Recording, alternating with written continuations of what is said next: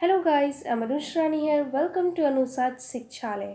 आज हम करने जा रहे हैं history NCERT book class 6 chapter 2 from hunting gathering to growing foods. मैं अपने चैनल अनुसाज शिक्षालय में क्लास 6 से लेकर क्लास 10 तक का हर एक सब्जेक्ट से वीडियो बनाती हूँ। अगर आप मेरे चैनल पर नए हैं तो प्लीज़ मेरे चैनल को सब्सक्राइब कर लीजिए और बेल आइकन को ज़रूर दबाइएगा। जैसे ही कोई मेरी नई वीडियो आएगी आपको उसका नोटिफिकेशन मिल जाएगा। और अगर आप लोगों को मेरी वीडियोस पसंद आएगी तो प्लीज़ उसे लाइक और शेयर करना ना भूलें। और प्लीज़ दोस्तों मुझे सपोर्ट करें, मुझे आप लोगों के सपोर्ट की बहुत ज़रूरत है। फ़िलहाल के लिए आज जो हमारा ये चैप्टर है हम उसे स्टार्ट करते हैं। So let's start.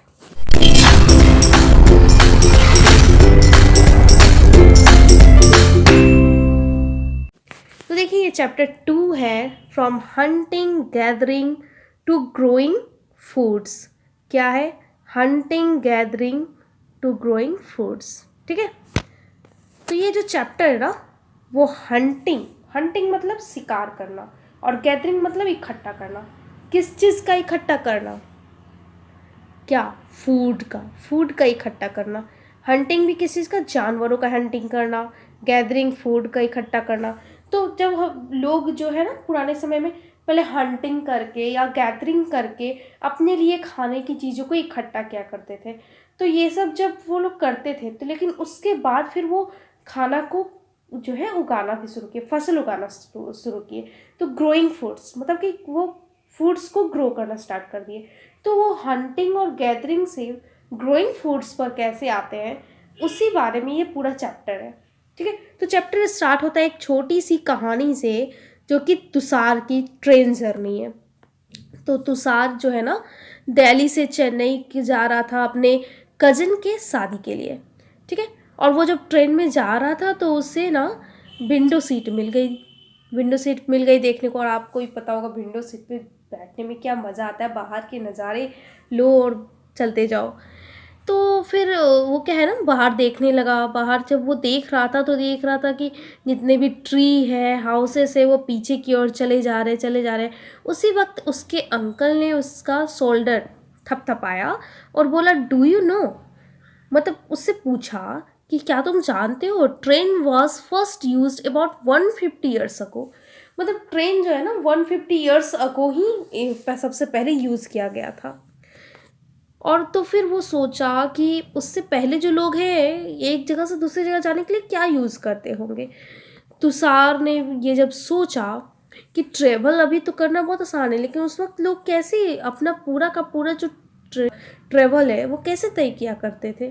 ठीक है, अब ये छोटी सी कहानी है, उसके बाद फिर हमारा चैप्टर शुरू होता है जिसका फर्स्ट पॉइंट है the earliest people why were they on the move. मतलब कि वो एक जगह से दूसरी जगह क्यों जाते थे। देखो आज के समय में हम एक जगह से दूसरी जगह क्यों जाते हैं? क्योंकि हम कमाते हैं, कमाने के लिए लोग एक जगह से दूसरी जगह जाते हैं। पढ़ाई करने के लिए लोग एक जगह से दूसरी जगह जाते हैं, या फिर जैसे किसी बिजनेस पर्पस के लिए या फिर ट्रेडिंग के लिए।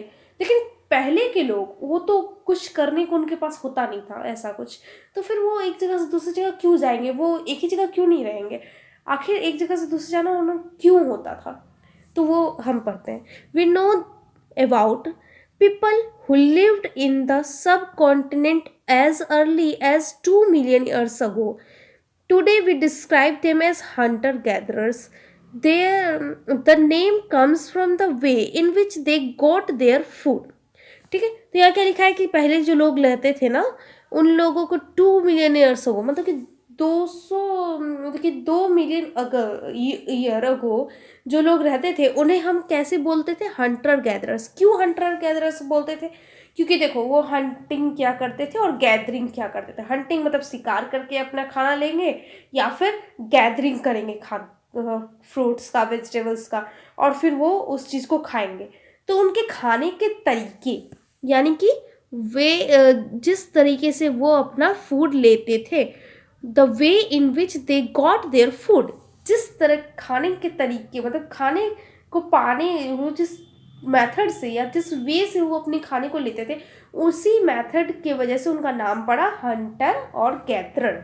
ठीक है, generally they Hunt wild animal, हाँ, वो सबसे ज़्यादा वाइल्ड एनिमल को हंट करते थे, पकड़ते थे फिश एंड बर्ड्स को, caught fish and birds, gather food, roots, nuts, seeds, leaves, stalks and eggs. तो क्या करते थे कि वाइल्ड एनिमल्स का हंटिंग करते थे, फिश एंड बर्ड्स को पकड़ा करते थे, है ना। गैदरिंग किस चीज़ का करते थे? फ्रूट का, रूट्स का, नट्स का, सीड्स का, लीव्स का, स्टॉक्स एंड एग्स, ठीक है। hunter gatherers moved from place to place. There are many reasons for this. देखो हंटर और गैदरर्स एक जगह से दूसरी जगह जाते थे, उसके पीछे बहुत सारे रीजन है। तो फर्स्ट क्या है? First, if they had stayed at one's place for a long time, they would have eaten up all the available plant and animal resources. Therefore, they would have had go to elsewhere in search of food. देखो एक जगह ही वो इकट्ठा रहेंगे तो वो क्या होगा कि वो जहाँ भी वहाँ पर जितने भी फल फूल है, रिसोर्सेस है, वो क्या करेंगे? खा जाएंगे। तो वो क्या खा जाएंगे तो फिर क्या होगा? खत्म हो जाएगा। तो उन्हें दूसरी जगह फिर फूड के सर्च में जाना होगा, है ना। सेकंड वन जो हमारा रीज़न है वो क्या है? Animal move from place to place either in search of small prey और in the case of deer and wild cattle in search of grass and leaves. That is why those who hunted them had to follow their movements. तो second one में क्या होता था कि वो animals जो एक जगह से दूसरी जगह जाते थे, किस लिए जाते थे? अपने लिए शिकार करने के लिए, या फिर फल फूल या घास के लिए। जब एनिमल इधर से उधर जाते थे तो लोगों को जब उन एनिमल्स का शिकार करना होता था तो वो उन एनिमल्स का पीछा करेंगे। तो एनिमल्स का पीछा करते करते वो एक जगह से दूसरी जगह मूव करेंगे। तो सेकंड रीज़न ये हो गया, है ना। अब थर्ड रीज़न जो हमारे पास है वो क्या है? थर्ड रीज़न में है plant and tree bear fruit in different seasons, so people may have moved from season to season in search of different kind of plants. तो प्लांट और ट्री जो है ना सीजन पे डिपेंड करता है। इस सीजन में ऐसे फ्रूट आएंगे, इस सीजन में ऐसे फ्रूट आएंगे। तो सीजन बाय सीजन लोगों को एक जगह से दूसरी जगह जाना होता था ताकि वो उस तरह तरह की फ्रूट्स वेजिटेबल्स को खा सके। फोर्थ वन जो रीज़न है वो है people, plant and animal need water to survive. Water is found in lakes, streams and rivers, ठीक है। पीपल को है ना वाटर भी चाहिए होता है अपने सर्वाइवल के लिए। तो वाटर जो है ना लेक्स में, स्ट्रीम्स में और रिवर्स में पाए जाते हैं। While many river and lakes are perennial. Perennial मतलब कि जहाँ पर सालों भर पानी रहता है, सालों भर पानी रहता है, ठीक है। पेरेनियल रिवर होते हैं कुछ, मतलब रिवर और लेक्स बहुत सारे पेरेनियल होते हैं जिसकी वजह से वहाँ पर सालों भर पानी रहता है। अदर आर सीजनल, मतलब अब कि दूसरे रिवर्स जो होते हैं वहाँ पर सीजन के तौर पे, मतलब कि आज पानी है कल नहीं है, ऐसा वाला हिसाब होता है। तो पीपल को वैसे जब वैसे जगह रहेंगे तो उन्हें दूसरे रिवर के पास जाने के लिए, क्योंकि उन्हें पानी चाहिए, तो दूसरे रिवर के पास जाने के लिए उन्हें प्लेस टू प्लेस मूव करना होता था। People living on their banks would have had to go in search of water during dry season, winter और summer. तो पानी की तलाश में वो एक जगह से दूसरी जगह जाते थे। तो ये मेनली 4 रीजन्स थे पीपल के मूवमेंट में, ठीक है। आगे जो हमारा पॉइंट है वो है how do we know about this people. हम लोग इन पीपल्स के बारे में कैसे पता लगाते थे? तो आर्कोलॉजिस्ट क्या होते हैं? वो लोग, वो वैज्ञानिक या फिर वो लोग जो हिस्ट्री के बारे में हमें बताते हैं कि हिस्ट्री में ऐसा होता था, ऐसा होता था। वो मतलब खोजते हैं कि कैसे कैसे लोग पहले के रहा करते थे या फिर हिस्ट्री में क्या क्या था। तो archaeologist have found some of the things hunter gatherers made and used. It is likely that people made and use tools of stone, wood and bone, of which stone tools have survived best. देखो archaeologist ने जब अपना खोज किया होगा तो उन्होंने पाया कि हंटर और गैदरर्स ना बहुत तरह के इंस्ट्रूमेंट बना के यूज़ किया करते थे, जो कि वो स्टोन से, है ना, स्टोन से, वुड से या बोन से बनाते थे। और ये सब चीज़ है ना जिसमें से स्टोन जो है ना सबसे बेस्ट होता था, और वो ना क्योंकि पत्थर है वो, तो वो काफ़ी दिनों तक मतलब कि वैसा का वैसा रह जाएगा और वो अभी तक सर्वाइव करेगा और फिर हमें मिलता है, तो फिर हमें पता चलता है कि अच्छा ऐसे लोग वहाँ पर थे पहले, ठीक है। तो हंटर गैदरर्स क्या करते थे कि टूल्स बनाते थे, किससे, स्टोन से, वुड से और बोन से, ठीक है। Some of these stone tools were used to cut meat and bones. अब देखो उन्होंने टूल्स बनाया तो क्यों बनाया, है ना। वो स्टोन टूल्स का यूज क्या था, तो स्टोन टूल्स का जो पहला यूज था वो क्या हो गया, जैसे मीट और बोन को कट करने के लिए, ठीक है। अब वो जंगली जानवर को हंटिंग किए, ठीक है, तो वो हंटिंग करने के लिए उस चीज़ का यूज़ करेंगे, फिर उनका जब वो कट करेंगे पीसेस में तो उसके लिए वो यूज़ करेंगे। Scrape bark from tree, tree का जो है ना बार्क काटने के लिए वो यूज़ करेंगे। हाइड्स एनिमल नाइफ्स स्किन्स, मतलब कि एनिमल के स्किन को निकालेंगे ताकि वो उसे पहन सके या ओढ़ सके, ठीक है। Chop fruit and roots, fruit और रूट्स को चॉप करने के लिए यानी काटने के लिए। सब में have been attached to handles of bone और वुड, ठीक है ना। कुछ जो है ना हैंडल्स बनाने के लिए बोन या फिर वुड का वो यूज़ करेंगे। To make spear and arrows for hunting, देखो हंटिंग के लिए ना वो ना औजार बनाने के लिए कुछ इस तरह से सिकल जैसा बना लिया या फिर कुछ इस तरीके से वो यूज़ करते थे, ठीक है। फिर क्या है वो ना जो है ना फायर वुड बनाते थे उससे। वुड का एक और इस्तेमाल वो करते थे कि हट और टूल्स, मतलब कि टूल्स बनाने के लिए और हट्स बनाने के लिए वो इस्तेमाल करते थे। देखो यहाँ पे दो मेजर यूजेस दिखाएगी कि पत्थर की वजह से वो ना ज़मीन में खुदाई करके पेड़ रोपने के लिए भी यूज़ करते थे, या फिर पत्थर का वो यूज़ करके ना अपनी जो छाल होती थी या फिर कह सकते हैं उनके लिए जो वो कपड़े हो गए तो उसके सीने के लिए भी वो यूज़ करते थे, ठीक है। आगे जो हमारा है पॉइंट वो है choosing a place to live in. अब हम लोग प्लेस को यहाँ पर थोड़ा सा देखेंगे कि कहाँ पर लोग वहाँ पे जो हंटर गैदरर्स है ना रहते थे। Look at the map two below, all the places marked with red triangles are sites from which archaeologists have found evidence of hunter-gatherers. Hunter-gatherers lived in many more places. Only some of are shown in the map. Many sites are located near source of water such as river and lakes. तो ये जो map हमारा दिया हुआ है, इस map में ना आर्कोलॉजिस्ट ने कुछ मतलब आर्कोलॉजिस्ट ने जो खोज रखा है हंटर गैदरर्स कहाँ पाए जाते थे, उनमें से कुछ जगहों को यहाँ पर दिखाया गया है। ऑफकोर्स सारे नहीं दिखा सकते, इसलिए कुछ जगह को दिखाया गया है जो कि रेड ट्रायंगल से शो किया हुआ है। और यहाँ पर ये ना ज़्यादातर कहाँ वाटर या रिवर या लेक्स के बगल में पाए जाते थे। क्यों, क्योंकि उन्हें तो पानी भी चाहिए ना, सिर्फ खाने से थोड़ी होता है, पानी भी चाहिए। तो यहाँ पर देखो फिगर में क्या दिखाया हुआ है, रेड ट्रायंगल से एक है भीमबेटका, जगह का नाम है भीमबेटका, एक यहाँ पे है सुंगी, है ना, और एक है यहाँ पे कुरनूल केव्स, ठीक है। सुंगी, कुरनूल केव्स और Bhimbetka.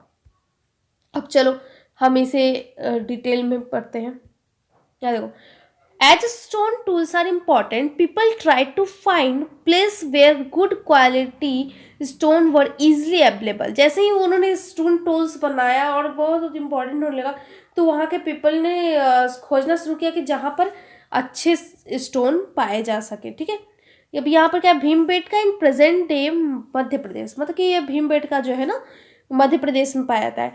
This is an old site with caves and rock shelters. ये बहुत ही पुराना साइट है जहाँ पर केव्स या फिर रॉक शेल्टर, मतलब कि पत्थर के ना गुफा टाइप के ऐसे शेल्टर बने मिलते हैं, तो ऐसे रॉक शेल्टर जो है कि वहाँ पर पाए जाते हैं। People choose these natural caves because they provided shelter from the rain, heat and wind. People in जगहों को रहने के लिए इसलिए चूज करते थे क्योंकि वहाँ पर उन्हें शेल्टर मिल जाता था, जिसके कारण वो बारिश से, गर्मी से, तेज हवाओं से बच सकते थे। These rock shelters are close to the Narmada valley. ये जो रॉक शेल्टर्स है ना नर्मदा वैली के काफ़ी किनारे थे तो उन्हें पानी भी मिल जाता था, ठीक है। तो यहाँ पर देखो rock painting and what they tell us. Rock painting मतलब कि रॉक शेल्टर में वो रहते थे ना तो वहाँ पर पेंटिंग बना दिया करते थे। तो पेंटिंग में उन्होंने क्या बनाया, जैसे यहाँ पर आप पेंटिंग में देख सक रहे हो कि ये एक इंसान है जो कि किसी जानवर का, जैसे डियर वगैरह किसी जानवर का हंटिंग कर रहा है, उसके पीछे भाग रहा है. Many of caves in which these early people lived have painting on the walls. Some of the best example are from Madhya Pradesh and southern Uttar Pradesh. These paintings shows wild animal drawn with great accuracy and skills. तो ये skill दिखाता है उन लोगों का, और साथ ही साथ ये बताता है कि देखो वहाँ पर हंटर गैदरर्स थे, क्योंकि वो एनिमल्स का हंटिंग कर रहे हैं. पिक्चर में ऐसा दिख रहा है. अब आगे इसके क्या है, साइट्स. तो साइट्स क्या होता है ये हमें समझना है. Sites are places where the remains of things, tool, pots, buildings were found. मतलब कि वो जगह है जहाँ पर टूल, पॉट्स और बिल्डिंग्स का रिमेन्स, मतलब कि उनके कुछ टुकड़े या फिर ऐसे मतलब कि वो वहाँ पर पाए जाते थे, इसका सबूत मिलता है, जहाँ पर उन जगहों को साइट्स बोलते हैं. These were made, used and left behind by people. These may be found on the surface of earth, buried under the earth, or sometimes even underwater. You will learn more about different sites in later chapters. तो क्या होता था कि ये ना use बनाए जाते थे या फिर यूज़ किए जाते थे या छोड़ दिए जाते थे उन पीपल्स के द्वारा जो वहाँ रहते थे, जैसे हंटर गैदरर्स. अब क्या होता था कि ये ना कहाँ पाया जाता था, कभी अर्थ पे, सरफेस पे, अर्थ के सरफेस पे, या फिर ज़मीन में गड़े हुए मिल गए, या फिर कभी कभी पानी के अंदर भी मिलते थे. ठीक है, अब इन चीज़ों के बारे में हम आगे के चैप्टर्स में और ज़्यादा पढ़ेंगे. अब क्या है, फाइंडिंग आउट अबाउट फायर. ठीक है, फायर के बारे में हम जाएंगे. तो find the Kurnool caves on map 2. हमने देखा था ना कर्नूल केव को मैप में, यहाँ पर यहाँ पे कर्नूल केव जो साउदर्न रीजन में है, तो यहाँ पर हमने देखा था कर्नूल केव. अब इसमें क्या है कि कर्नूल केव जो है ना, traces of ash have been found here. Ash मतलब राख. राख किससे बने, कोई चीज़ जला तो फिर वो राख बना. ठीक है ना. तो ट्रेसेस ऑफ एश मतलब कि एश के ट्रेसेस मतलब कि उसके बचे हुए जो है कि राख के अंश वहाँ पर मिले. तो ash have been found here. This suggest that people were familiar with the use of fire. Fire could have been used for many things such as source of light, to roast meat and to scare away animals. तो क्या ये जो अंश मिला राख का, उससे क्या पता चलता है कि वो लोग जो है ना आग के यूज से प्रचलित, मतलब कि मतलब कि वो जानते थे कि आग को कैसे यूज़ किया जाए. वो क्यों करते होंगे आग का, है ना, क्यों यूज़ करते होंगे, लाइट के सोर्स के लिए, मीट को रोस्ट करने के लिए, या फिर दूसरे जानवरों को डरा के भगाने के लिए, क्योंकि वो जानवर आग से डरते हैं. ठीक है. Name and dates. नेम्स और डेट्स, यहाँ पर हम नेम और डेट्स के बारे में जानेंगे. Archaeologist have been lengthy names for the time that were studying. Archaeologist ने ऐसे ऐसे समय के लिए अलग अलग नाम दिए जिसमें उन्होंने कुछ खोज की. जैसे कि they call the earliest period that palaeolithic. ठीक है, उन्होंने पुराने समय को पैलियोलिथिक नाम दिया. This comes from two Greek word से ये नाम बना है. Palaeo meaning old. पैलियो का मतलब क्या हुआ, ओल्ड, एंड लिथोस मतलब स्टोन, मतलब कि पुराने स्टोन के ज़माने में. ठीक है.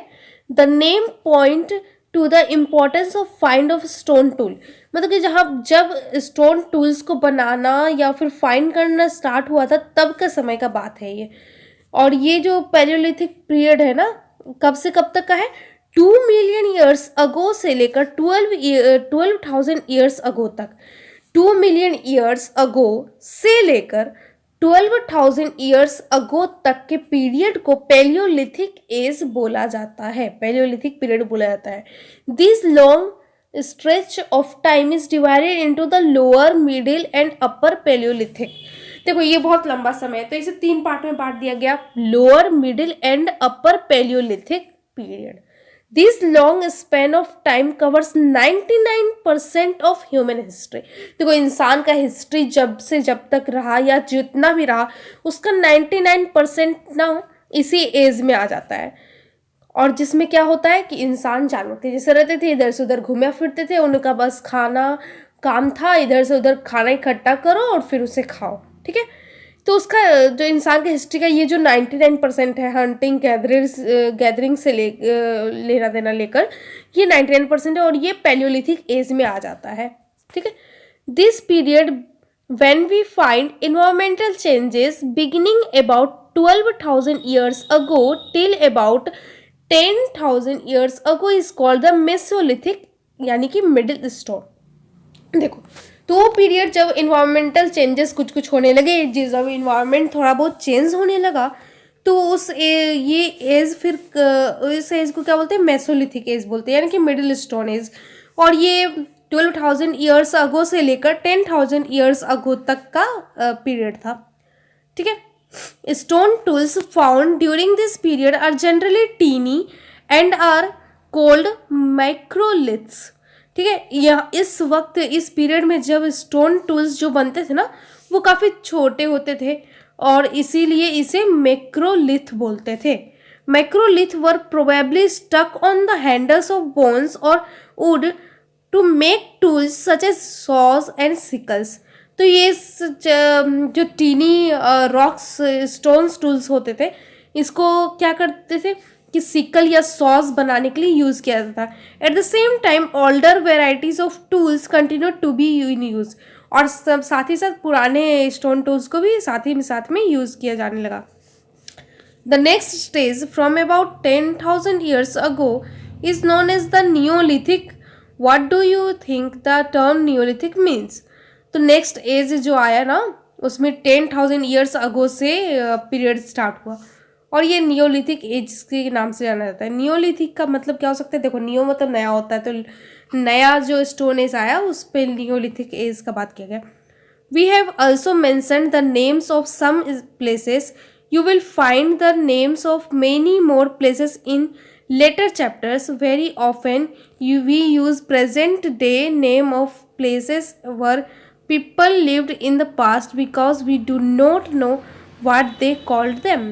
Okay, तो इसमें ज़्यादा कुछ था नहीं, 3 तरह के पीरियड के बारे में बताया गया, जिसमें एक था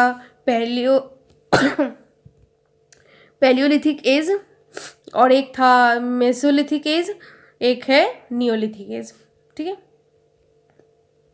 अब इसके आगे है चेंजिंग इन्वायरमेंट। यहाँ पर इन्वायरमेंटिंग चेंज के बारे में बात किया है। अ changing environment around 12,000 years ago there were major changes in the climate of world with a shift to relatively warm condition in many areas. This led to the development of grassland, ठीक है। This is turn led to an increase in the number of deer, antelope, goat, sheep and cattle, that is animal that survived on grass. तो 12,000 years ago पहले क्या हुआ था? There were major change in the climate of world, मतलब world के climate में काफ़ी ज़्यादा चेंजेस होने लगा, ठीक है। उसमें एक वार्म कंडीशन होने लगा, ठीक है। वार्म कंडीशन होने लगा तो गर्मी बढ़ने लगी और फिर उसके कारण क्या हुआ? ग्रासलैंड का डेवलपमेंट हुआ, मतलब कि वहाँ पे ग्रास काफ़ी ज़्यादा उगने लगे और इसके कारण से ना कई जो है ना जानवर भी ज़्यादा बढ़ने लगे, जैसे deer, antelope, goat, sheeps and cattles, जो कि ग्रास पे रहते थे। Those who hunt these animals now followed them, learning about their food habits and their breeding season. It is likely that this helped people to start thinking about herding and rearing these animals themselves. Fishing also become important. तो अब जो लोग हैं ना, जो hunting क्या करते थे इन एनिमल्स का, अब वो क्या करने लगे कि उनके रहने के और खाने पीने के तरीकों को देखने लगे, समझने लगे और उनके ब्रीडिंग सीजन के बारे में समझने लगे। और फिर वो क्या करते थे, ये चीज़ फिर उन्हें स्टार्ट करने लगा मतलब कि वो सोचने लगे कि चलो अब क्या करेंगे, हर्डिंग और रेयरिंग करेंगे। हर्डिंग और रेयरिंग मतलब कि उन्हें पालेंगे, है, और वो उस एनिमल्स का पालना स्टार्ट करने लगे। और फिशिंग भी अब इम्पॉर्टेंट हो गया था, ठीक है। The beginning of farming and herding. Farming और हर्डिंग का कैसे शुरुआत हुआ, अब वो देखते हैं। This was also a time when several grain bearing grasses including wheat, barley and rice grew naturally in different parts of the subcontinent. तो ग्रासलैंड जब डेवलप होना स्टार्ट हुआ तो साथ ही के साथ क्या हुआ कि यहाँ पर वीट, बार्ले और राइस भी ना नेचुरली जो है उगने लगे. Men and women and children probably collected these grains as food and learned where they grew and when they ripened. These may have led them to think about growing plant on their own. In this way, people become farmer. तो क्या वहाँ पे औरत, आदमी, बच्चे जितने भी थे उन लोगों ने उन ग्रेन्स को कलेक्ट किया और फिर उनके बारे में सीखा कि आखिर वो कहाँ पे उगते हैं और ये कब पकते हैं, और इस तरीके से वो उन चीज़ों को उगाना भी सीखने लगे और फिर वो फार्मर बन गए. People cause also attracted to and then tame animals by leaving food for them near their shelters. The first animal to be tamed was the wild ancestor of the dog.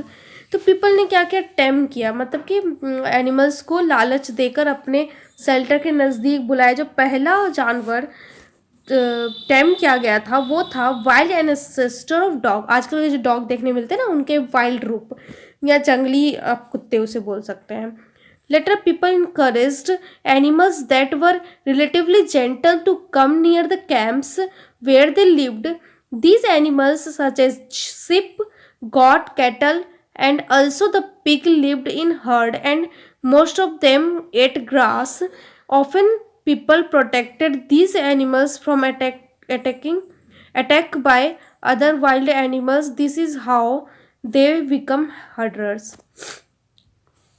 तो क्या होता था बाद में वो ना दूसरे वैसे जानवर जो कि ज़्यादा हार्मफुल नहीं थे लोगों के लिए, उन जैसे कि सिप, गॉट, कैटल और साथ ही साथ पिग को वो क्या करने लगे, टेम्प्ट करके अपने पास रखने लगे और उन्हें ना उन जानवरों से भी बचाने लगे जो कि अटैक कर देते थे इन लोगों पे, और इस तरह से वो हर्डर्स बन गए. ठीक है. अब ये जो है ना बॉक्स में डोमेस्टिकेशन के बारे में बताया गया. डोमेस्टिकेशन मतलब होता है जानवरों को पालने का जो होता है ना, वही होता है डोमेस्टिकेशन. अब इसमें क्या होता है कि वो ना वैसे जानवर को पालते थे जो कि उनके लिए ज़्यादा हार्मफुल ना हो. For example, they select those plant and animal that can not prone to disease. और साथ में वो ऐसे भी जानवरों को चुनते थे और पालते थे जिनमें कोई बीमारी ना हो और जिसके कारण उन्हें कोई बीमारी ना हो जाए.